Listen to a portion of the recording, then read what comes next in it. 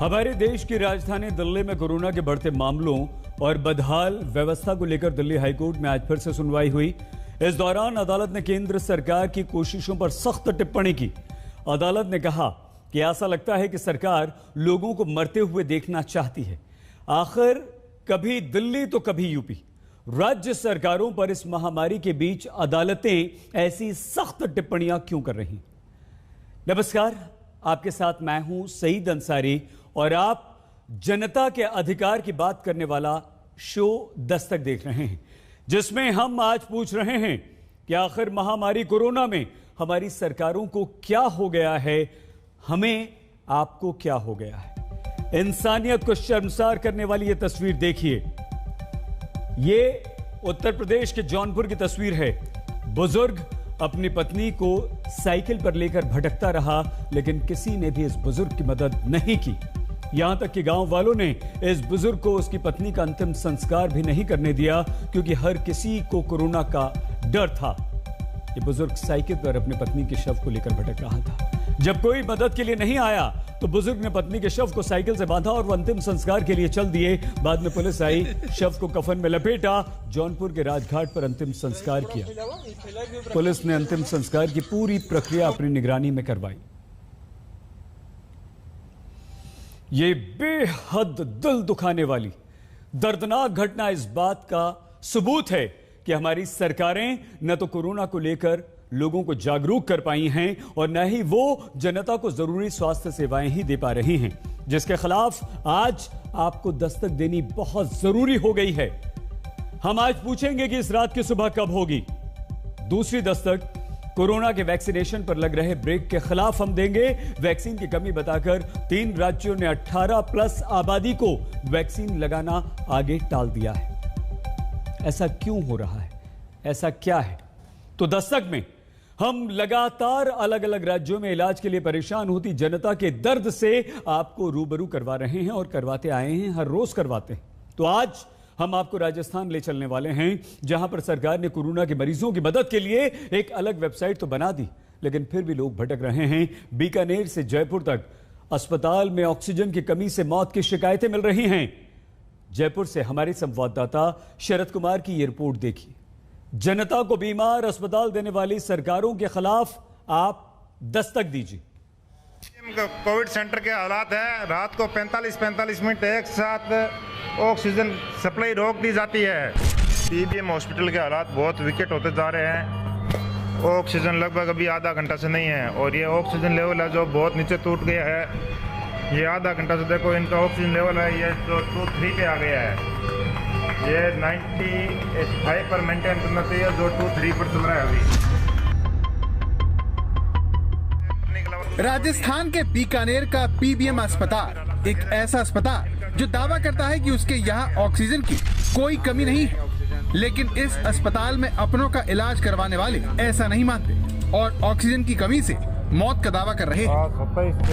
ये PBM hospital Covid centre में oxygen supply 30 minute रुकने की वजह से इन सीरियस मरीजों की मौत हो गई है और ये इनके परिजन है जो बिलक रहे हैं। भाई साहब बताइए ऑक्सीजन खत्म होने के बाद डॉक्टरों की लापरवाही, पापा जी की मौत हो गई और ये रात को रोज का काम है। ये बोतल उतारने तक नहीं आ रही, ये जो ड्रिप लगी होती है वो उतारने तक नहीं आ रही है। इतनी लापरवाही इन लोगों की बोल रहे हैं कि हम बाद में उतार देंगे। ये फोन पे लगे रहते हैं। अभी तक डेथ हुए को 10 मिनट हो गए, अभी तक सीनियर डॉक्टर नहीं पहुंचा यहाँ।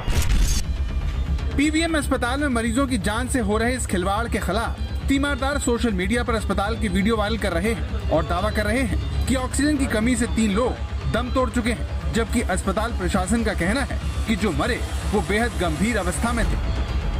24 घंटे की सप्लाई होनी चाहिए ना ऑक्सीजन की, लाइट की हॉस्पिटल में। कोई नहीं है, सब सो रहे हैं, अंदर सो रहे हैं। अंदर सब सो रहे हैं, कंपाउंडर रजिस्टर कोई इंचार्ज नहीं बैठा ना? कोई नहीं है, सब सो रहा है, कोई आता ही नहीं है। रात को 11 ये देखो लो आ रहे हैं, प्रेशर सबके लो आ रहे हैं। ये यहाँ कोई नहीं है। राजस्थान में रोजाना 15,000 से ज्यादा कोरोना के मरीज सामने आ रहे हैं, जिसने राज्य के सरकारी अस्पतालों की हकीकत सबके सामने ला दी है, जिसमें इलाज करवा रहा आम आदमी भेदभाव का भी शिकार हो रहा है।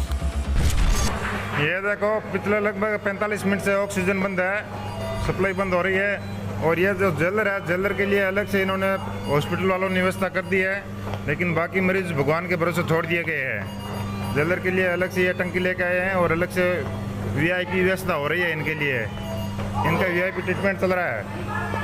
बाकी लोग उधर मरने के लिए छोड़े हुए हैं, कोई किसी को कुछ नहीं देख रहा है। जो वीआईपी नहीं है वो मरेंगे और जो वीआईपी है उनको बचा लिया जाएगा। ये हो रहा है। इनके लिए ये सिलेंडर की व्यवस्था कर दी गई है वो हॉस्पिटल प्रशंसक के द्वारा।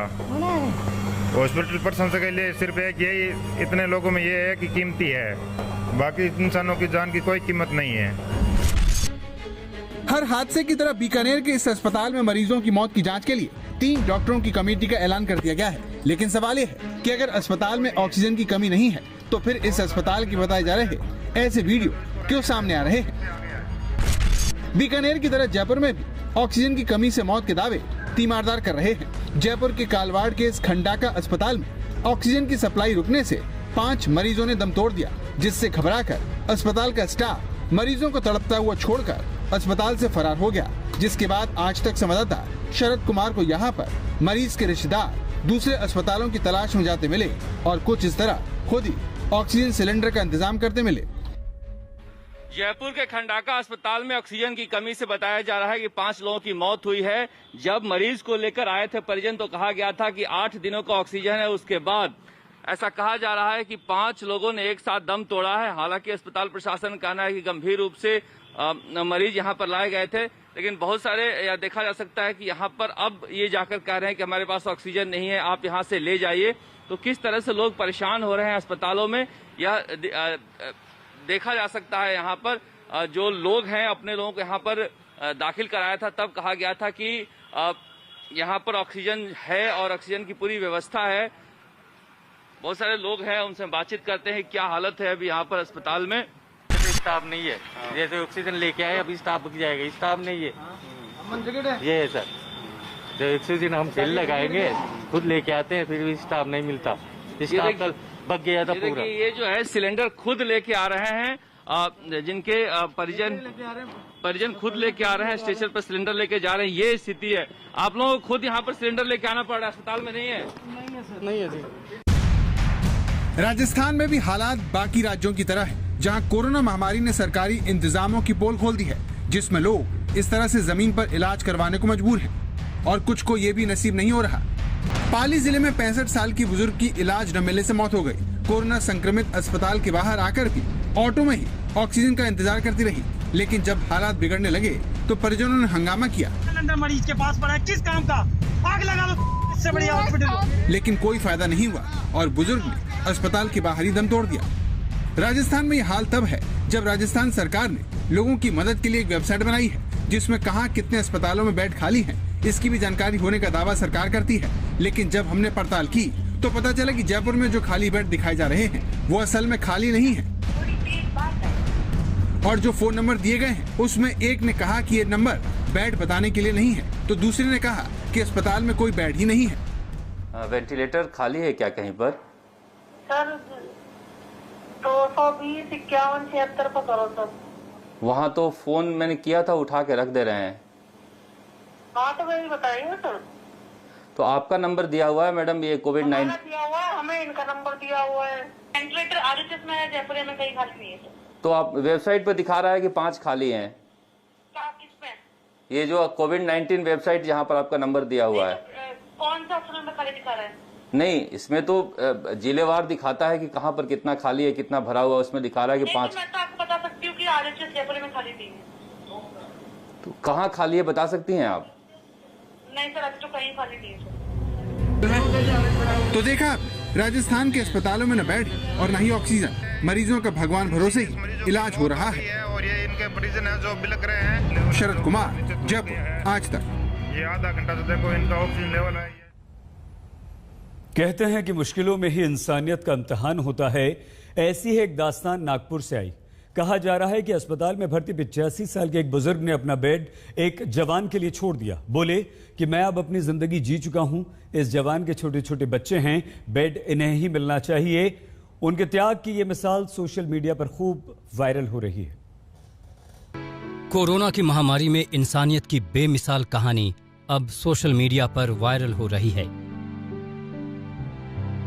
इस वायरल दास्तान में बताया जा रहा है कि कोरोना से लड़ रहे 85 साल के एक स्वयं सेवक ने एक युवा की जान बचाने के लिए अनोखा त्याग दिया।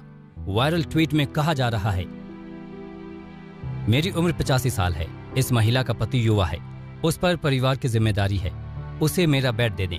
यह तस्वीर नागपुर के 85 वर्षीय नारायण भावराव दा भाटकर की है, जो अपना बेड देने के लिए 3 दिन बाद चल बसे, लेकिन अपने पीछे मानवता की मिसाल छोड़ गए। दरअसल नारायण भावराव दा भाटकर आरएसएस के स्वयं सेवक थे। बड़ी मशक्कत से उनकी बेटी ने नागपुर के इंदिरा गांधी सरकारी अस्पताल में बेड का इंतजाम करवाया था। उनका ऑक्सीजन लेवल ठीक था। एम्बुलेंस से खुद पैदल निकलकर अस्पताल गए थे, उन्हें बेड मिल गया था। बताया जा रहा है कि उसी दौरान उन्होंने एक महिला को रोते हुए देखा। वो अपने 40 साल के पति को बेड दिलाने के लिए जार जार रो रही थी।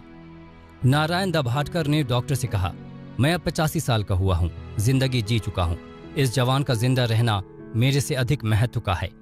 उनके बच्चे छोटे हैं, मेरा बेड उन्हें दे दीजिए, मैं बेड नहीं ले सकता। इस मामले पर नागपुर के मेयर क्या कहते हैं, जरा उनकी सुन लीजिए। सिचुएशन देखने के बाद में उनका ऑक्सीजन लेवल कम था, इसलिए उनको वहाँ एक चेयर बैठने के लिए दी गई और हमारी कैजुअलिटी में एक बेड पर उनको लेटने के लिए कहा गया। लेकिन उस जगह पर उन्होंने ये कहा कि तुरंत एडमिट पेशेंट नहीं हो सकता है क्या करके। उनको बताया गया कि पेशेंट का बहुत ज़्यादा रश है, इसलिए पहले हम कैजुअलिटी में उसको एडमिट करते हैं, उसके पश्चात हम उस पेशेंट को वहाँ से हॉस्पिटल में टोटल प्रोसेस करके एडमिट करते हैं करके। ये सुनने के बाद उन्होंने कहा कि ठीक है भाई, मैं अब यहाँ से जाता हूँ, और वो वहाँ से चले गए। मेयर ने तो ये बताया कि नारायण राव अस्पताल में आए थे, उन्हें बेड दिया गया था, लेकिन आगे की कहानी से उन्होंने अनभिज्ञता जताई। हालांकि जिस रोज अस्पताल से नारायण राव निकले, उसके 3 दिन बाद ही उनकी मौत हो गई। सोशल मीडिया पर उनके त्याग की कहानी वायरल होने लगी। योगेश पांडे, नागपुर, आज तक। 1 मई को 18 साल से ऊपर के लोगों को वैक्सीन लगेगी और इसके लिए आज रजिस्ट्रेशन शुरू हो गए। शुरुआती 3 घंटे के अंदर करीब 80 लाख लोगों ने रजिस्ट्रेशन करवा लिया। यह आंकड़ा बताता है कि हमारे देश में लोग वैक्सीन लगवाने के लिए कितने बेकरार हैं। फिर भी कोरोना से प्रभावित 3 राज्यों में वैक्सीनेशन को टाल दिया गया है।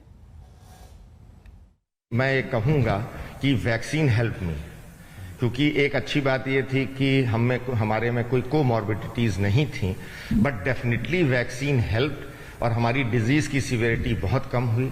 जैसे आजकल लोगों में मारामारी, रेमडेसिविर है, टैमफ्लू, इस तरह की दवा मुझे कोई भी नहीं लेनी पड़ी। डॉक्टर राकेश कपूर वैक्सीन की दोनों डोज लेने पर कोरोना से संक्रमित जरूर हुए, लेकिन वैक्सीन के बलबूते वो आसानी से इस खतरनाक वायरस के जाल से बाहर आ गए। मुझे वैक्सीन लगने का फायदा ये हुआ कि जो डिजीज की सिवियरिटी थी वो कम हुई। निगेटिव आने में 3 हफ्ते लगे। सिम्टम्स में बॉडी एक हुआ जिसको माइल्जिया कहते हैं, गला खराब हुआ। 3-4 दिन बाद मेरा टेस्ट और महक चला गया। इसके सिवा चेंजेस नहीं आए। सारा देश उनकी तरह कोरोना के खिलाफ इसी तसल्ली से जीना चाहता है। इसलिए जब आज 18 साल से ऊपर के लोगों को वैक्सीन लगाने के लिए रजिस्ट्रेशन शुरू हुआ तो कोविन पोर्टल का सर्वर क्रैश हो गया। नेशनल हेल्थ अथॉरिटी की तरफ से दावा किया गया कि रजिस्ट्रेशन प्लेटफॉर्म पर एक दिन में 50 लाख लोगों का टेस्ट रजिस्ट्रेशन किया था। हो सकता है कि रजिस्ट्रेशन खुलने के बाद ये संख्या 2 गुनी हो गई हो, इसीलिए इस तरह की परेशानी सामने आई हो, जिसके लिए वो तैयार है। लेकिन भारत में चल रहे दुनिया के सबसे बड़े वैक्सीनेशन प्रोग्राम के सबसे अहम चरण की सिर्फ यही चिंता नहीं है। 1 मई से सरकार ने 18 साल से ऊपर की आबादी को टीका लगाने का ऐलान किया है, लेकिन इससे पहले ही कोरोना से प्रभावित बड़े राज्यों जिसमें महाराष्ट्र, राजस्थान और छत्तीसगढ़ शामिल हैं, उन्होंने टीकाकरण टाल दिया है। ऐसा करने की वजह इन राज्यों ने वैक्सीन डोज की सप्लाई में हो रही देरी बताया है। राजस्थान में टीकाकरण कार्यक्रम 15 मई से शुरू किया जाएगा, लेकिन महाराष्ट्र और छत्तीसगढ़ ने ये नहीं बताया कि वो कब 18 साल से ऊपर के लोगों को टीका लगाएंगे। 18 से 45 साल के बीच के एज ग्रुप के लिए आज पूरे देश में वैक्सीनेशन के लिए रजिस्ट्रेशन शुरू हो रहा है, लेकिन महाराष्ट्र में क्या 1 मई से ये वैक्सीनेशन ड्राइव शुरू होगा, इस पर अभी तक कोई भी क्लैरिटी नहीं है। महाराष्ट्र सरकार का साफ कहना है कि महाराष्ट्र में जो वैक्सीनेशन की शॉर्टेज है वो बहुत ही ज़्यादा है। आज भी अगर जो बात करें, मुंबई के ज़्यादातर जो वैक्सीनेशन सेंटर है वो पूरी तरीके से बंद पड़े हुए हैं, क्योंकि यहाँ पर वैक्सीन की अवेलेबिलिटी ही नहीं है। पंजाब, झारखंड, राजस्थान और छत्तीसगढ़ के स्वास्थ्य मंत्री इसे लेकर पहले ही साझा वर्चुअल प्रेस कॉन्फ्रेंस कर ऐलान कर चुके हैं कि वैक्सीन न मिलने से वो 1 मई से वैक्सीनेशन प्रोग्राम शुरू नहीं कर पाएंगे। 7 करोड़ डोजेज की जरूरत पड़ेगी स्टेट को। तो सीरम इंस्टीट्यूट से हमारे अधिकारियों ने बात की, तो उन लोगों ने कहा कि साहब हमने 3 करोड़ 75 लाख डोज बुक की है। तो जवाब ये मिला था कि भाई 15 मई तक तो हम जो हमारे पास भारत सरकार से पहले से ऑर्डर मिले हुए हैं उनकी आपूर्ति नहीं कर पाएंगे, तो आपको कहाँ से देंगे। हमें 12 करोड़ वैक्सीन चाहिए। इसमें हमारा जो एज ग्रुप है, वो एज की जो संख्या है वो 5 करोड़ 71 लाख, इतनी संख्या इसमें आती है। और अगर हर एक को 2 डोज दिया जाए तो 12 करोड़ लोगों को 12 करोड़ डोसेज हमारे को चाहिए। तो उसके लिए क्या शेड्यूल आपका रहेगा और क्या प्राइस रहेगी, यह चिट्ठी हमने हमारी सरकार की तरफ से लिखी है। उसका और कोई जवाब ये दोनों कंपनी से आया नहीं है। लेकिन केंद्र सरकार टीकाकरण के इस अहम चरण की तैयारियों में जुट गई है। इसे लेकर गृह मंत्री अमित शाह ने हाई लेवल मीटिंग की, जिसमें वैक्सीन की उपलब्धता, सप्लाई और इसकी योजना को लेकर चर्चा हुई। इस बीच सीरम इंस्टीट्यूट ऑफ इंडिया ने कोविशील्ड के दाम घटाने का ऐलान किया। कंपनी के सीईओ अदार पूनावाला ने कहा कि राज्यों को 400 की जगह अब कोविशील्ड 300 रुपए में दी जाएगी। इसके बाद केंद्र को कोविशील्ड और कोवैक्सीन की प्रति डोज 150 रुपए की मिलेगी। राज्य सरकारों को कोविशील्ड के लिए 300 रुपए और कोवैक्सीन के लिए 600 रुपए देने होंगे। वहीं प्राइवेट अस्पतालों में कोविशील्ड के लिए 600 रुपए और कोवैक्सीन के लिए 1200 रुपए चुकाने होंगे। इस फैसले से राज्यों के हजारों करोड़ रुपए की बचत होगी। इससे वो ज्यादा से ज्यादा वैक्सीन खरीद पाएंगे। विपक्षी दलों की राज्य सरकारें वैक्सीन की कमी के अलावा महंगी वैक्सीन को लेकर भी शिकायत कर रहे थे। ऐसे में ये फैसला वैक्सीन को लेकर मचे विवाद को थोड़ा ठंडा जरूर करेगा। वहीं वैक्सीन की कमी को रूसी वैक्सीन के जल्द भारत पहुंचने के साथ पूरा करने की कोशिश की जा रही है। खबर है कि 1 मई से रूस में बनी स्पुतनिक वी वैक्सीन की पहली खेप भारत पहुंच जाएगी, जिससे देश के टीकाकरण अभियान को गति मिलेगी। प्रधानमंत्री नरेंद्र मोदी और रूसी राष्ट्रपति की आज हुई बातचीत में भी इस वैक्सीन का खास तौर पर जिक्र हुआ। इस तरह 1 मई के बाद भारत में 2 स्वदेशी वैक्सीन के साथ रूसी वैक्सीन भी उपलब्ध होगी, जिससे हालात कुछ तो बेहतर होने की उम्मीद की जा सकती है। मुंबई से पंकज उपाध्याय के साथ स्नेहा मोरदानी, दिल्ली आज तक। अगरतला के जिलाधिकारी ने शादी के मंडप में जो हंगामा किया था वो उन्हें अब महंगा पड़ सकता है। सोशल मीडिया पर उनकी इस कारस्तानी की जमकर फजीयत हो रही है। और इतना ही नहीं, राज्य में सत्तासीन बीजेपी के 5 विधायकों ने मुख्य सचिव को चिट्ठी लिखकर डीएम को हटाने की मांग कर डाली है। शादी के गाढ़े रंग में भंग बढ़ गया। त्रिपुरा के अगरतला के एक मंडप में जब डीएम अपने लाव लश्कर के साथ पहुंचे तो अफरा तफरी मच गई थी। डीएम साहब तो इतने ताव में थे कि उन्होंने बारातियों को भगा दिया, दूल्हे दुल्हन को मंडप से बाहर भगा दिया।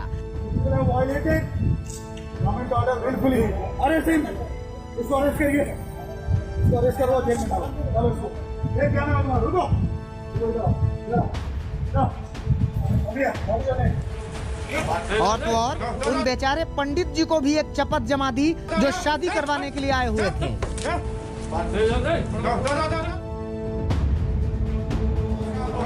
अगरतला पश्चिम के डीएम शैलेश यादव ने 26 अप्रैल की रात शादी के मंडप में जो उधम मचाया, अब वो उन पर भारी पड़ रहा है।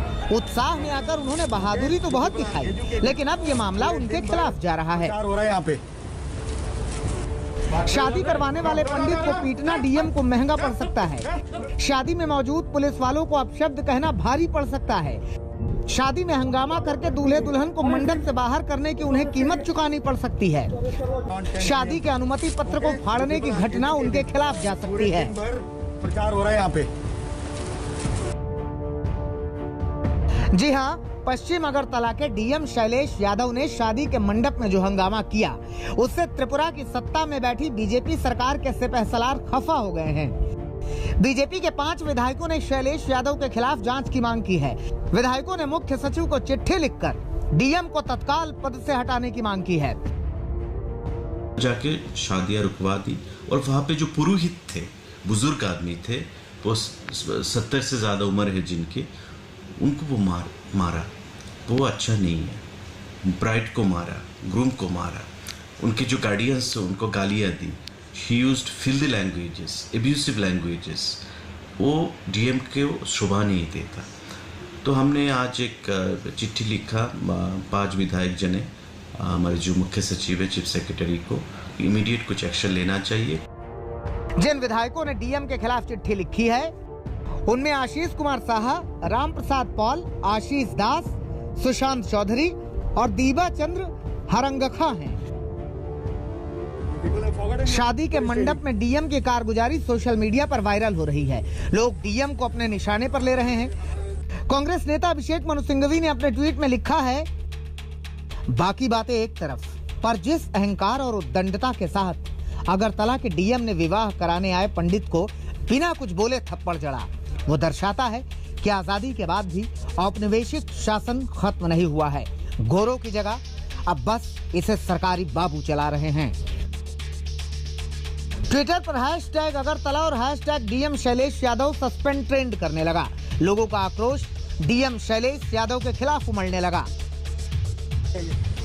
दुल्हन के भाई शरदजीत देवदास ने फेसबुक पोस्ट पर पूरी घटना बयां की। उन्होंने अपनी पोस्ट के साथ शादी का परमिशन लेटर भी पोस्ट किया, जिसकी कॉपी को डीएम ने टुकड़े टुकड़े करके फेंक दिया था। इस परमिशन लेटर में साफ साफ लिखा था कि शादी में 200 लोग शामिल हो सकते हैं। दुल्हन के भाई ने लिखा है कि शादी का शुभ मुहूर्त रात 11:30 बजे तक था। इसकी सूचना भी जिलाधिकारी को दे दी गई थी, फिर भी उन्होंने हंगामा किया। शरदजीत देवदास ने डीएम के एक्शन पर सवाल उठाते हुए पूछा है, डीएम शैलेश यादव जी, बताइए हमारी गलती कहाँ है? जब आपने सारे आदेश जारी किए तो उन कागजों को सबके सामने क्यों फाड़ दिया? अगर अनुमति नहीं थी तो समारोह करने का आदेश क्यों जारी किया? क्या हमारे राज्य में हिंदू विवाह अधिनियम का पालन करना गैर कानूनी है? क्या हमें शुभ मुहूर्त का पालन नहीं करना चाहिए? सरबजीत दास ने अपनी पोस्ट में कहा है कि अगर हम पढ़े लिखे मूर्ख हैं साहब, तो भीड़ के सामने असभ्य भाषा का प्रयोग भी अनपढ़ों जैसा व्यवहार ही है। बहुत हैरास हुए हैं, तो सबका तबीयत ठीक नहीं है फिलहाल। मेरे पापा कार्डियक पेशेंट है, मेरी मम्मी डायबिटिक है। सो लेकिन सर जितना सपोर्ट आ रहा है, we are very overwhelmed and we are very thankful to everyone, ठीक है, क्योंकि हम लोग को सपोर्ट कर रहे हैं। तो we are trying to improve ourselves mentally, ताकि हम लोग और स्ट्रेस ना लें। हम लोग अपने आप को कोशिश कर रहे हैं और थोड़ा ठीक रखने के लिए। आपको बता दें कि डीएम ने दुल्हन के भाई को एजुकेटेड फूल कहा था। अपनी पोस्ट में उन्होंने डीएम को संबोधित करते हुए कहा है कि वो कोलकाता के सबसे बड़े कोविड सेंटर से पोस्ट ग्रेजुएट हैं। कोविड से हुई मौतों को देख चुके हैं, उन्हें प्रोटोकॉल भी पता है। उन्होंने त्रिपुरा सरकार से गुजारिश की है कि शादी जैसे शुभ अवसरों पर त्रिपुरा के लोगों को ऐसा अपमानजनक उपद्रव न देखना पड़े जैसा कि उनके परिवार ने देखा है।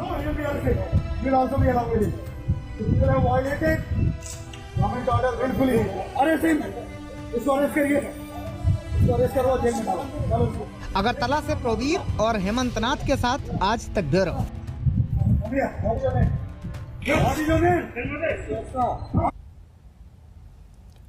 डीएम का काम है जिले में कानून और व्यवस्था सुनिश्चित करना, लेकिन पश्चिम अगरतला के डीएम साहब तो सिंघम बन गए। दूल्हा दुल्हन को मंडप से उन्होंने निकलवा दिया, बारातियों को पुलिस से डंडे पड़वा दिए, पुलिस वालों को धमकाया, तो शादी करवाने वाले पंडित जी को भी थप्पड़ मार दिया, लात जड़ दी। अगरतला पश्चिम के जिलाधिकारी शैलेश यादव ने शादी के मंडप में जो हंगामा किया, वो मेन स्ट्रीम मीडिया से लेकर सोशल मीडिया पर सुर्खियों में है। हम आपको बताते हैं कि आखिर ये पूरा मामला क्या है। दरअसल 26 अप्रैल की रात अगरतला के एक मंडप में शादी समारोह चल रहा था। उस दौरान जिलाधिकारी शैलेश यादव अपनी टीम के साथ एक विद्युत केंद्र के निरीक्षण के लिए निकले थे। रात काफी हो चुकी थी। इसी बीच उन्होंने शादी के मंडप में हलचल देखी तो सीधे मंडप। उस वक्त शादी की तैयारियां जोरों पर चल रही थी। मुहूर्त रात 11:30 बजे का था। उसी के हिसाब से सब कुछ चल रहा था, लेकिन डीएम साहब पहुंचे तो उनका पारा हाई हो गया। अपनी टीम के साथ वो घरातियों और बारातियों पर टूट पड़े। रास्ते में बेचारे पंडित जी मिल गए। डीएम साहब ने उन्हें थप्पड़ रसीद कर दिया।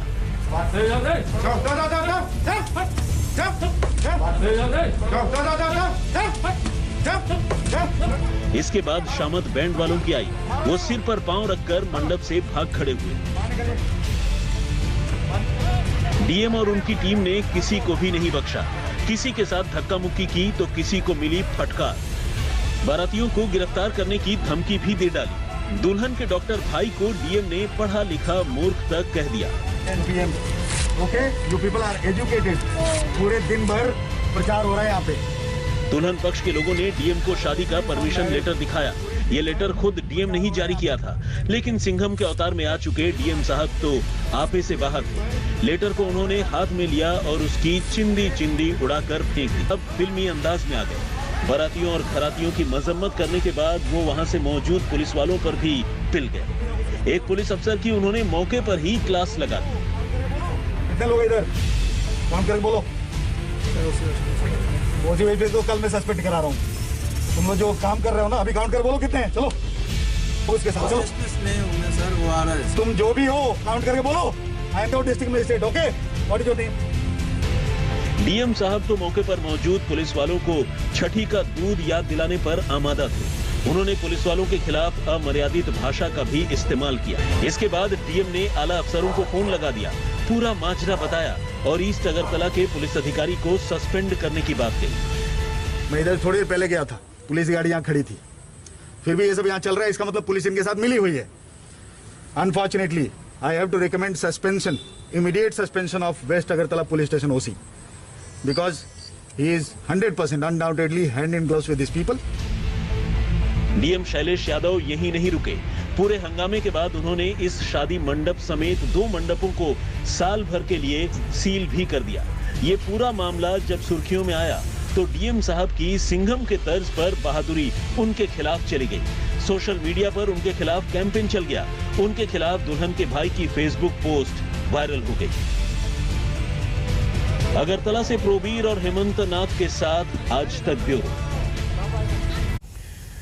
कोई अपनों को बचाने के लिए तड़प रहा है, कोई व्यवस्था की मार से करा रहा है। जो दिल्ली इन दिनों आपको और हमें दिखाई दे रही है, ऐसी दिल्ली की कल्पना कभी ना आपने की थी ना हमने की थी। ये दिल्ली दिल वालों की नहीं है, ये दिल्ली दर्द वालों की हो गई है। मेरे 3 बच्चे सर, हमारे पास तो सर मकान नहीं है, हम रेंट पे हैं सर, सिर्फ कमाने। यहाँ लिखा हुआ आउट ऑफ स्टॉक, तो वहाँ भी आउट ऑफ स्टॉक उन्होंने बोर्ड पे। अजीब अराजकता फैली है दिल्ली में। किसी को बेड नहीं मिल रहा, किसी को ऑक्सीजन नहीं मिल रहा, किसी को दवाई नहीं मिल रही, किसी को अपना मरीज नहीं मिल रहा। बचा भी है कि नहीं मालूम नहीं। 3 बच्चों के साथ ये महिला सरदार पटेल कोविड सेंटर के बाहर बदहवास है, ये जानने के लिए कि उसके पति जिंदा भी हैं या नहीं। ये पूरा परिवार है और ये परिवार परेशान क्यों है, इसकी वजह अगर आप जानेंगे तो आप भी चौंक जाएंगे। लोग यहाँ दर दर भटक रहे हैं कि उनके मरीज अस्पताल में एडमिट हो जाएं, लेकिन ये पूरा परिवार चाहता है कि वो मरीज अस्पताल से बाहर निकल जाए। आपके पति हैं प्रशांत, क्या हुआ? सर उनको थोड़ा सांस लेने में प्रॉब्लम हुई थी तो बेड्स कहीं नहीं मिल रहे थे, यहाँ बेड्स मिला तो ठीक है हमने यहाँ करा दिया। उसके बाद से उनकी कोई भी जानकारी नहीं है, हमें ना बात करवाई गई, ना कोई इन्फॉर्मेशन, ना कुछ। सर मैं कल भी पूरा यहाँ बैठी रही, इन्होंने कहा ठीक है बात करवाएंगे हम, मैं इसी बेस पे घर गई। रात को वो एक मैडम का नंबर मिला, कोई भी उस नंबर से इन्होंने बात नहीं कराई। दस्तक में आज के लिए बस इतना। नमस्कार, मैं हूं अंजना ओम कश्यप। हमें उम्मीद है ये वीडियो आपको पसंद आया होगा। लेटेस्ट खबरों के लिए यूं ही देखते रहिए आज तक और इस वीडियो के पसंद आने पर लाइक, शेयर एंड सब्सक्राइब करना ना भूलें।